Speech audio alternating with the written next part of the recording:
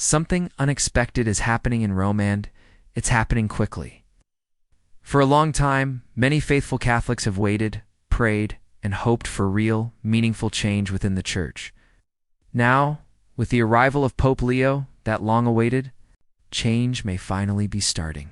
Without any dramatic announcements, without headlines or interviews, something significant has quietly taken place in the heart of the Vatican. A figure once thought untouchable, Father Marco Rupnik, is now being removed from view, not with loud statements, but with deliberate and clear action. All of Rupnik's artworks, mosaics, and references have been taken down from official Vatican sources. What used to be featured prominently during major celebrations has now vanished completely. Traditional icons have replaced them with icons that reflect the Church's ancient and sacred traditions. It may appear to be a simple design change, but it means much more. The message behind it is clear. The Church is turning a page, and that page is being turned under the leadership of Pope Leo. For years, Father Rupnik was a name surrounded by controversy. Despite serious and well-documented accusations, his art continued to decorate chapels, churches, and even appeared in Vatican publications. This presence confused many. Victims had come forward. Dozens of religious sisters shared painful and personal testimonies. Still, his work remained on display. Those voices so full of sorrow, so courageous, were often pushed aside or overlooked. That is, until now. Since Pope Leo took office, things have moved swiftly. Just days after his election, Rupnik's presence in the Vatican's public life began to disappear. No explanation was given. No press release was issued. No justification was offered. It simply happened. Rupnik's name and images were wiped from Vatican news websites, both the Italian and Spanish versions. This was not a partial cleanup or a hesitant pause. It was a full and complete removal, all at once, quiet, precise, undeniable. This kind of action cannot happen by accident. In a place like the Vatican, where every move is carefully watched and documented, such a direct decision likely came with approval from the very top. This is where Pope Leo begins to show the kind of leadership that many have been praying for. Not the leadership of speeches or social gestures, but the leadership of truth and courage. Instead of long debates or public arguments, he acted. In the past, situations like this were often delayed, minimized, or buried. But under Pope Leo, that culture of delay is being broken apart. The decision to remove Rupnik's influence wasn't just about removing art. It was about making a statement. One that says the Church will no longer celebrate the work of someone credibly accused of spiritual and physical harm. There is no longer room for separating a man's so-called talent from the deep pain he may have caused. But the changes don't stop with Rupnik. Another figure, Gustavo Zanchetta, has also come into focus. Zanchetta, a former bishop from Argentina, was tied 2 years of controversy, influence, and silence.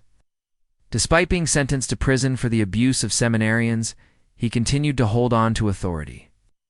Even after being convicted, he was granted house arrest, and even that was not strictly enforced. He moved freely, claimed medical needs. He returned to Rome. For a while, no one knew exactly where he was or why he was allowed to remain there. It was the same pattern that many had come to recognize: silence, protection, and strategic absences. But again, something changed.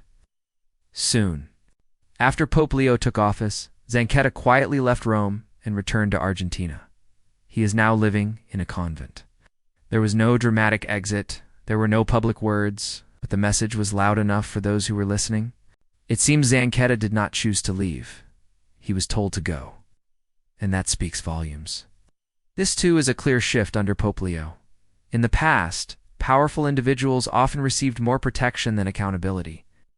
Zanchetta's case is an example of how deep that problem had become.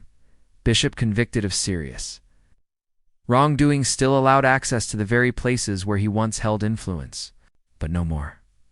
That era of quiet tolerance seems to be closing.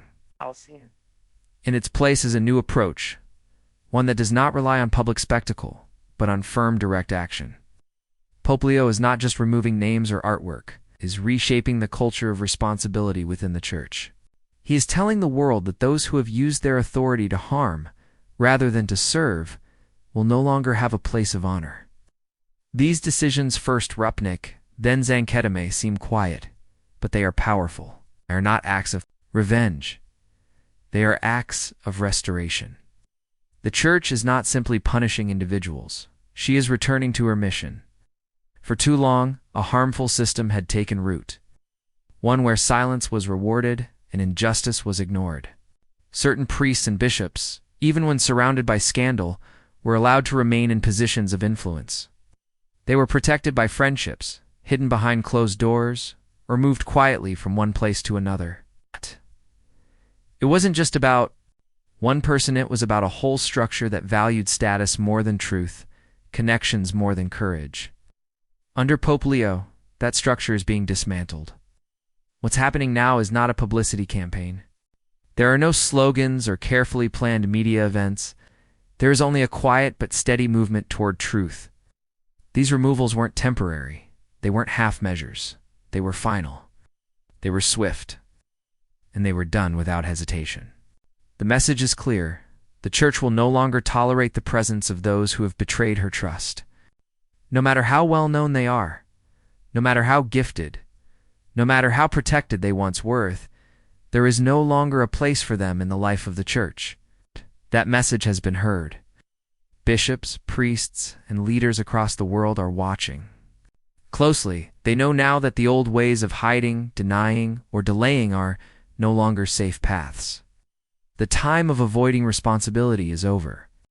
Those who have caused harm, those who protected wrongdoing, and those who remained silent when they should have spoken none, are exempt.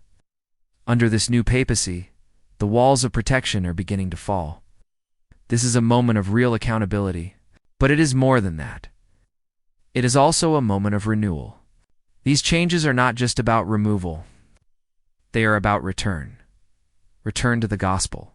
Return to Christ. Return to the heart of the Church's mission. For years, the faithful have cried out not for vengeance, but for honesty, not for politics, but for holiness.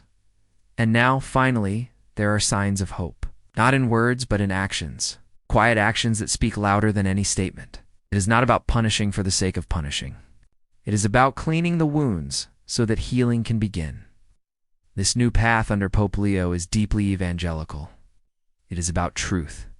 It is about justice. It is about bringing the Church back to what she was always meant to be, a place of refuge, of mercy, and of light. The road ahead will not be easy. There will be opposition. There will be resistance. But that does not change the direction. The Church cannot move forward by pretending nothing is wrong. She must face the truth. She must remove what is harmful. She must protect the vulnerable. She must do all of this not with bitterness, but with love. Love does not mean silence. It does not mean avoiding what is difficult. Love means doing what is right, even when it is hard. Pope Leo is showing what that kind of love looks like. He is not leading with harshness or fear. He is leading with clarity and courage. He is saying no more to the culture of cover-up. More to the excuses. No more to the privilege that puts power above people. The Church is not a shelter for the powerful. It is a home for the broken, the faithful, the seeking, and the suffering. And those who wish to serve must serve in truth. What we are seeing now is not just reform. It is a new season in the Church, one that feels long overdue. The light is starting to break through again, not in big announcements, but in real decisions, in real change, in the quiet courage of a pope who acts without delay. Every action, every decision, every removal is a step toward renewal. And the message is reaching every level of the Church. This is no longer the era of silence and protection. It is the time for truth. In all of this, we must remember, this is not about politics. This is about the gospel. It is about standing with Christ, especially in the places where the Church has failed. And it is about helping the Church to become once again a witness to Christ's love, not only in words but in action. This moment under Pope Leo reminds us of something important. True leadership in the Church is not about image. It is about integrity, not about power, but about service. Not about protecting the strong, but about lifting up the weak. As we move forward, let us keep watching, let us keep praying, and let us keep hoping. So what is happening now in Rome may well be the beginning of something much greater than we imagined. It is the beginning of a church that stands not on fear or favoritism, but on truth, justice, and the love of Christ.